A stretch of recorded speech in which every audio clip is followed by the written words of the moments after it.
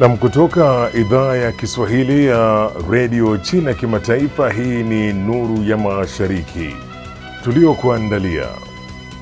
Afrika na China kuimarisha ushirikiano wa kimkakati ndani ya mfumo wa FOCAC. Waziri wa mambo ya nje wa China hakikisha uungwaji mkono wa China kwa Afrika katika maonyesho ya biashara na uchumi. Na sekta ya roboti za kibiashara nchini China yachukua uongozi wa soko la dunia. Kwa hayo na mengine mengi, karibu kwenye Nuru ya Mashariki. Jina langu ni Jacob Mogoa. Usiondoke.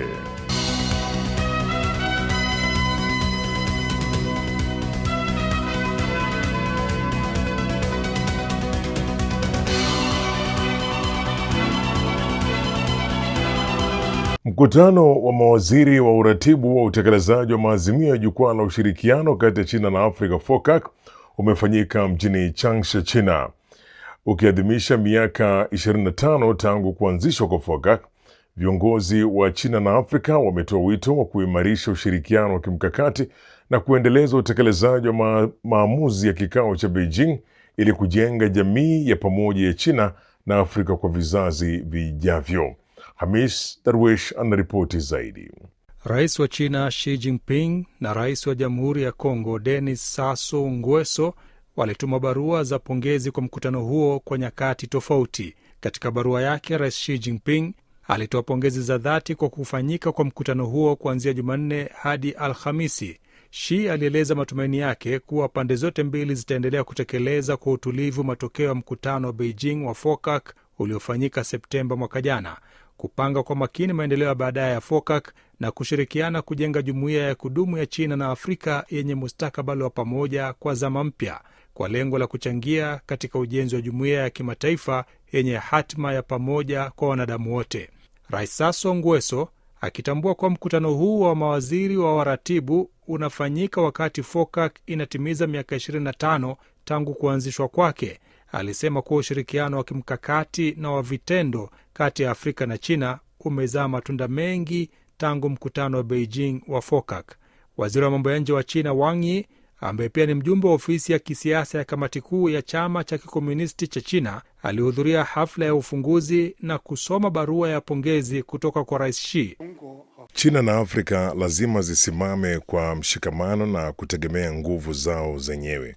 Lazima tusimame imara upande sahihi wa historia, tukiongoza kwa ujasiri mwelekeo wa zama zetu. Utulivu na uimara wa uhusiano kati ya China na Afrika ni nguzo dhidi ya hali ya sintofahamu duniani.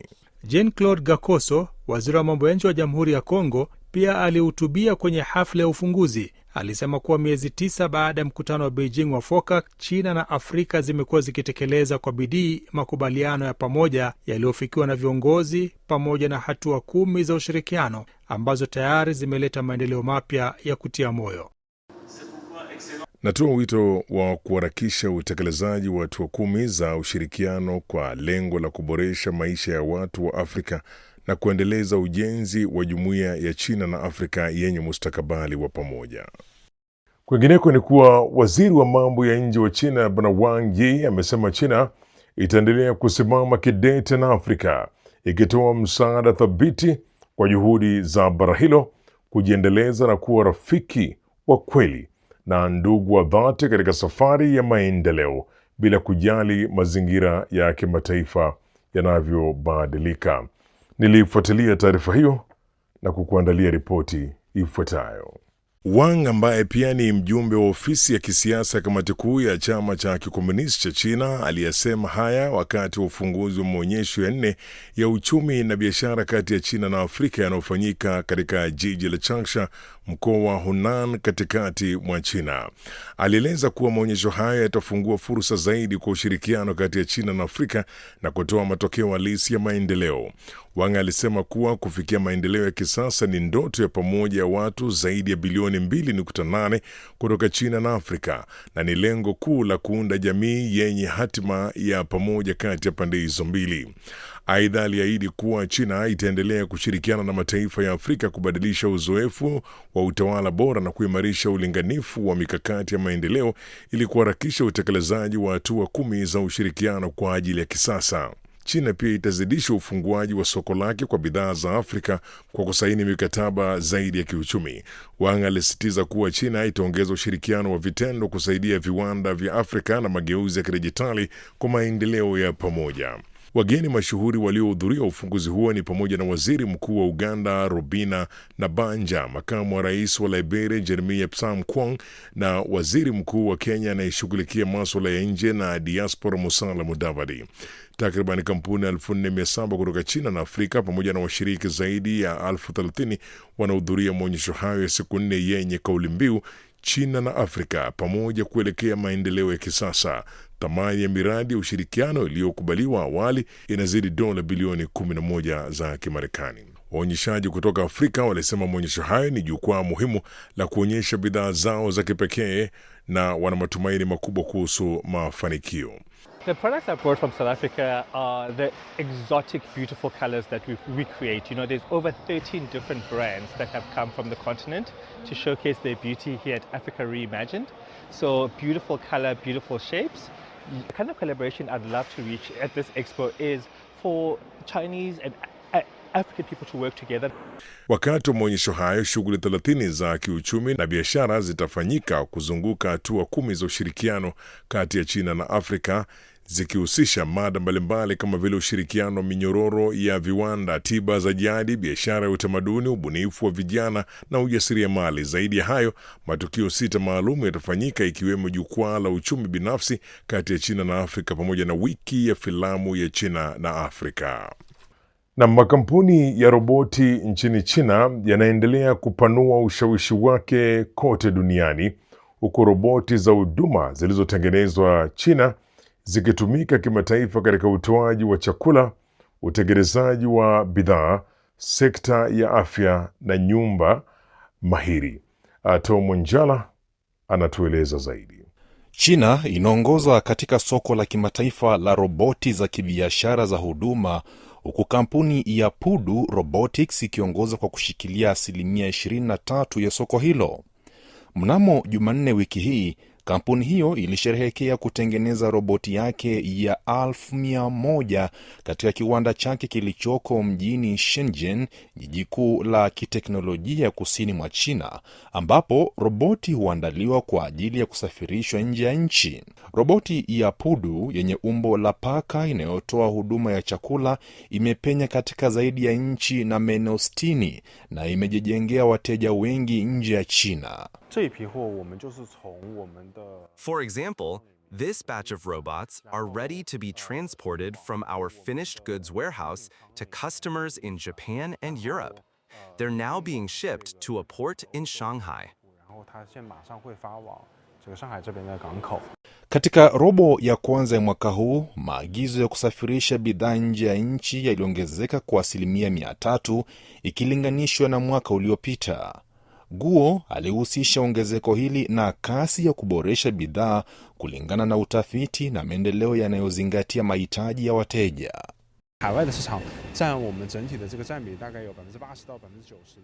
Our overseas markets account for 80 to 90% of our revenue, with Europe, Japan, and South Korea being the largest. We drive product iterations with technology to meet diverse industry needs, creating a virtuous cycle of technology, products, and sales. Additionally, we're customer-centric, identifying unique demands in target markets, which in turn spurs us to explore new technology.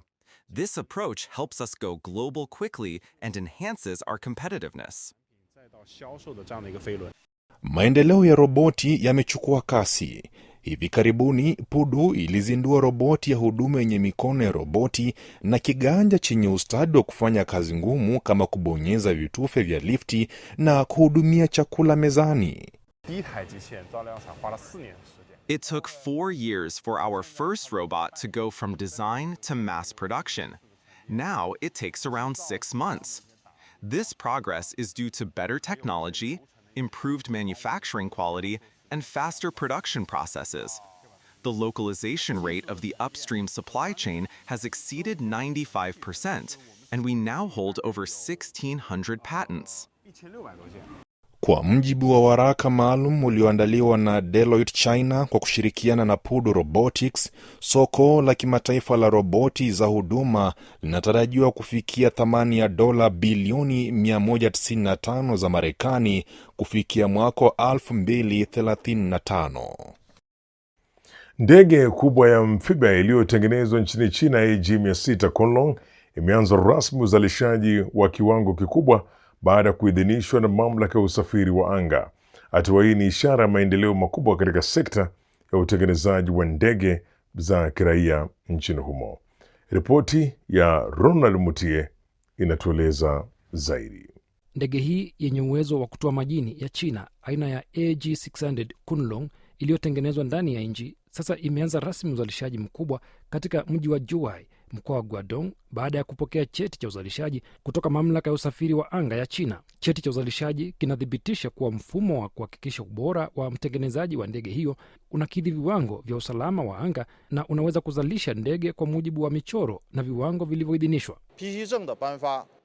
Kutoa cheti hiki si tu kutambua rasmi ubora wa muundo wa AG-600 na mfumo wake wa uzalishaji wa kuaminika, bali pia ni ishara kubwa ya maendeleo ya uwezo wa utengenezaji wa ndege za kiraia nchini China.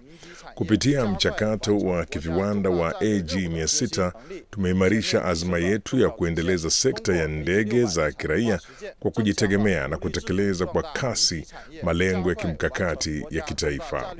Mbali na kupata leseni ya uzalishaji, watengenezaji wa ndege hii pia wamesaini mikataba na washirika kadhaa kwa ajili ya ushirikiano katika huduma za uokoaji wa dharura kwa njia ya anga. Kwa mujibu wa shirika la sekta ya anga la China, AG-600 ilikamilisha mapitio yote ya cheti cha uzalishaji ndani ya kipindi cha miezi miwili tu, na hatua hiyo ilichochea kasi ya udhibitishaji wa ndege hiyo kubwa ambayo imetengenezwa nchini China na kuimarisha viwanda vya uokoaji wa dharura vya anga nchini China. Kwa mujibu wa kanuni za anga za China, ndege ya kiraia lazima ipate vyeti vitatu kabla ya kuingia sokoni: cheti cha muundo, cheti cha uzalishaji na cheti cha kustahili kuruka. AG-600 tayari ilipokea cheti cha muundo kinachofahamika kama ruhusa ya kuzaliwa mnamo Aprili, na sasa imepewa rasmi leseni ya kutengenezwa kwa wingi. Cheti kilichobaki cha kustahili kuruka kitakabidhiwa baada ya kila ndege kukamilika, kufanyiwa majaribio na kuidhinishwa kwa ajili ya kuwasilishwa. Baada ya kila ndege kutoka kiwandani, wakaguzi hufanya majaribio ya kuruka na ukaguzi wa vifaa ili kuhakikisha hakuna hitilafu kabla ya kutoa cheti cha kustahili kuruka. Hii inaashiria kuwa ndege hiyo iko tayari kutumika kwa usalama. China ilishuhudia safari milioni 180 za abiria kati ya maeneo tofauti kila siku mwaka wa 2024, ikiwa ni ongezeko la 5.4% ikilinganishwa na mwaka uliopita. Hii ni kwa mujibu wa ripoti iliyotolewa na Wizara ya Usafiri nchini humo. Simiyu Wanjala anatukamilishia basi ripoti hiyo. Kwa jumla, safari za abiria kati ya maeneo mbalimbali zilifikia bilioni 64 kwa mwaka mzima wa 2024. Hii ni kulingana na ripoti ya takwimu ya maendeleo ya sekta ya usafiri nchini China. Kwa mujibu wa ripoti hiyo, zaidi ya safari milioni 11 zilifanyika kila siku kwa njia ya reli, milioni 160 kupitia barabara, 700,000 kwa njia ya maji na safari milioni 2 kupitia usafiri wa anga. Ripoti hiyo pia imeonyesha kuwa mwaka huo wa 2024 uzito wa mizigo uliosafirishwa ulifikia tani bilioni 56, huku kiasi cha mizigo kilichosafirishwa kila siku kikiongezeka kwa 3.9 hadi kufikia wastani wa tani milioni 160 kwa siku. Wakati huo huo, huduma za posta zilifikia jumla ya vifurushi bilioni 193 kila mwaka, sawa na wastani wa usindikaji wa vifurushi milioni 530 kila siku, ongezeko la 19.2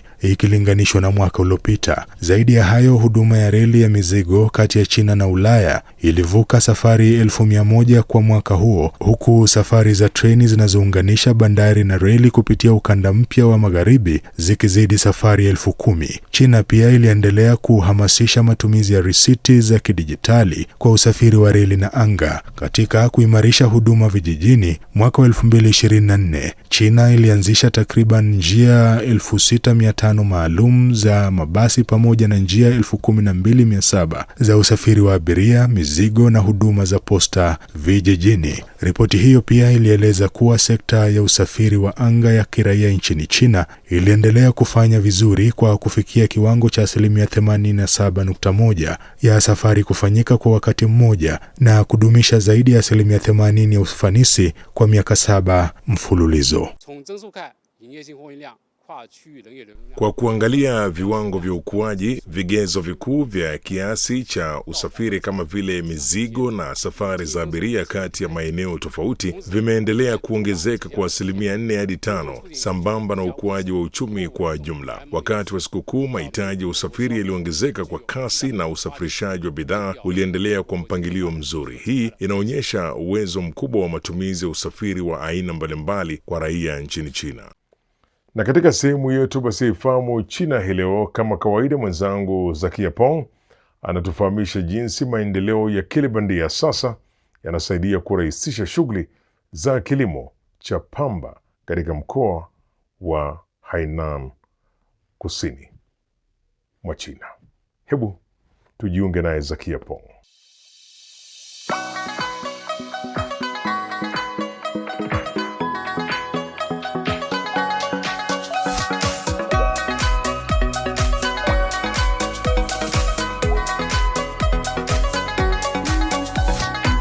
Mambo na karibu katika kipindi cha Ifahamu China. Mimi ni Zakia Peng.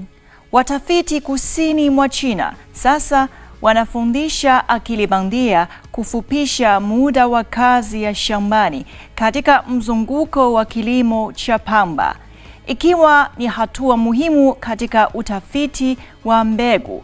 Kuchunja kiasi kikubwa cha data za shamba imefanywa mapinduzi katika sekta ya pamba kwenye taasisi ya kitaifa ya utafiti ya Nanfan ya chuo cha sayansi ya kilimo cha China huko Sanya mkoani Hainan, China. Tukio jipya linaendelea ambapo watafiti wanaendesha roboti kwa kutumia kompyuta ndogo na kunasa picha za video za mimea ya pamba. Wanajulikana kama wakufunzi wa akili bandia uwanjani. Kwa mujibu wa watafiti hawa, akili bandia huona kila mmea wa pamba shambani kuwa wa kipekee na tofauti kidogo za urefu, unene wa mashina na umbo la majani.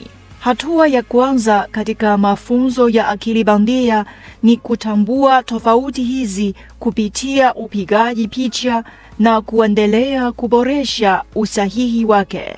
Tangu pamba hiyo ilipopandwa Novemba mwaka jana, timu imekuwa ikitumia roboti kukusanya picha kila baada ya siku 7. Kisha data huchambuliwa na kutumika kufundisha akili bandia kurekodi hatua tofauti za ukuaji, hali ya shamba na aina za pamba. Kufikia wakati wa mavuno, akili bandia itakuwa imejenga uelewa mpana na kuboresha kwa kiasi kikubwa ufanisi wa utafiti. Kwa miundo hii ya akili bandia, hatua ya kwanza muhimu katika utafiti wa mbegu, kuchunja kiasi kikubwa cha data ya shamba, imebadilishwa. Mzigo wa kazi ambao hapo awali ulihitaji muda wa wiki kwa timu ya watafiti kukamilisha, sasa unaweza kufanywa mara moja na kufupisha sana mzunguko wa uzalishaji. Haya, kwa leo kipindi hiki kinaishia hapa. Katika kipindi kijacho nitaendelea kukuletea mambo mengine yanayovutia kuhusu utamaduni na jamii ya China. Asante kwa kuwa nami. Mimi ni Zakia Peng. Kwa heri. Na kwenye sehemu yetu basi ya jifunze Kichina, katika sehemu hii tunakuletea basi masomo ya lugha ya Kichina hatua kwa hatua kwa njia ambayo pia ni rahisi na ya kuvutia. Karibu basi tuweze kujifunza pamoja Kichina.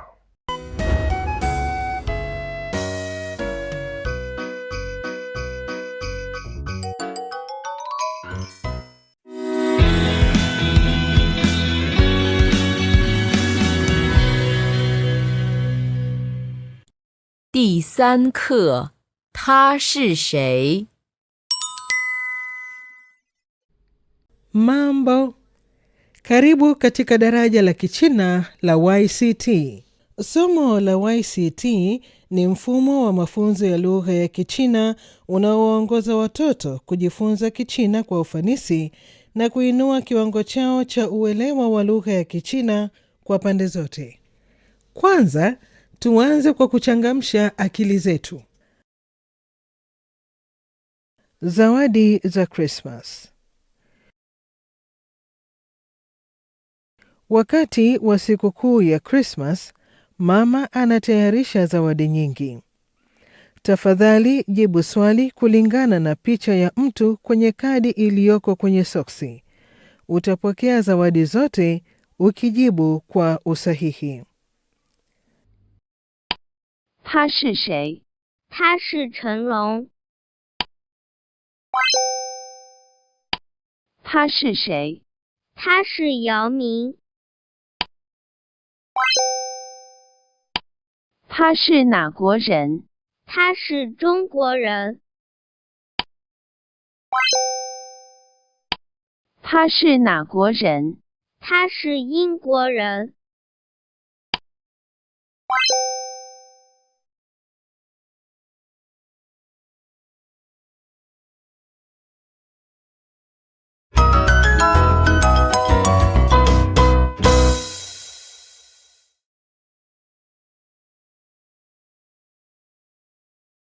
他是谁？他是成龙。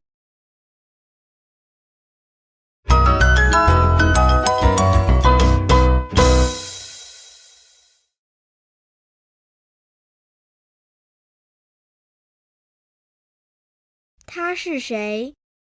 他是成龙。他是谁？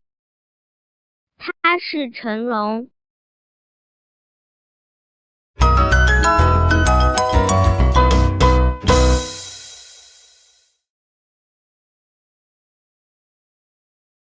他是谁？他是成龙。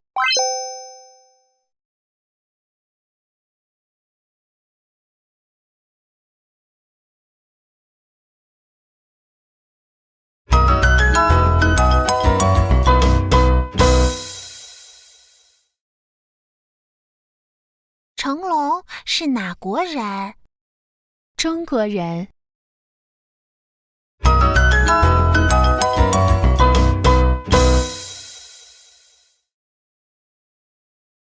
成龙是哪国人？中国人。成龙是哪国人？中国人。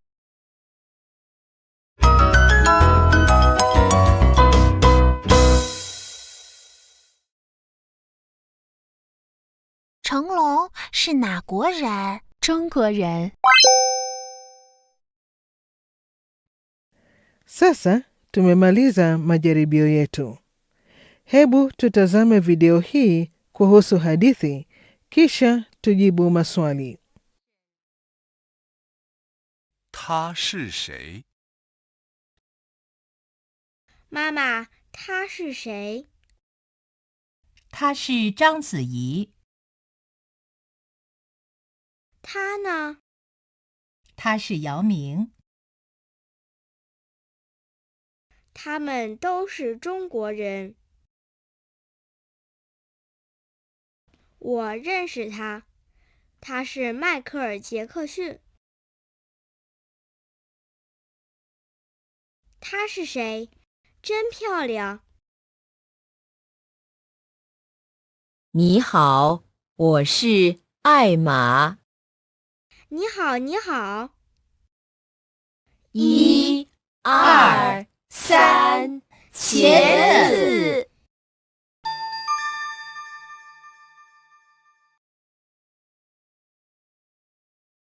他是谁？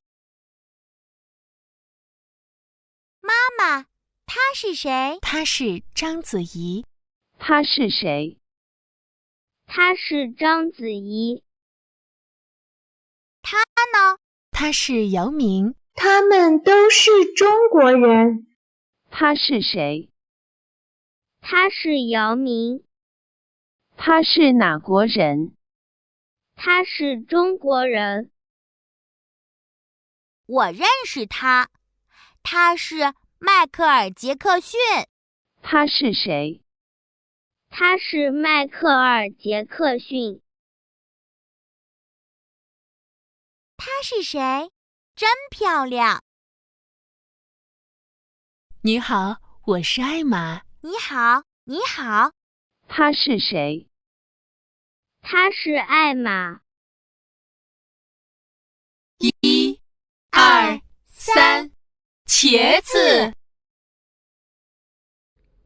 Kazi ya kufanya nyumbani leo ni kusoma andiko. Kesho tutaendelea kucheza mchezo huu. 再见。Haya, kufikia hapo ndipo ninapokamilisha makala haya ya Nuru ya Mashariki. Usikose kujiunga nami tena juma lijalo sana wakati kama huu kwa makala mengine ya Nuru ya Mashariki. Kwa niaba ya wote waliofanikisha, mimi ni Jacob Mogoa na nasema shukran kwa kuwa nami. Kwa taarifa zaidi kuhusu China, unaweza kutembelea tovuti ya CRI Kiswahili na marafiki_CN kwenye Facebook. Pia unaweza kupakua app ya Cheche kwenye Google Play na Palm Store.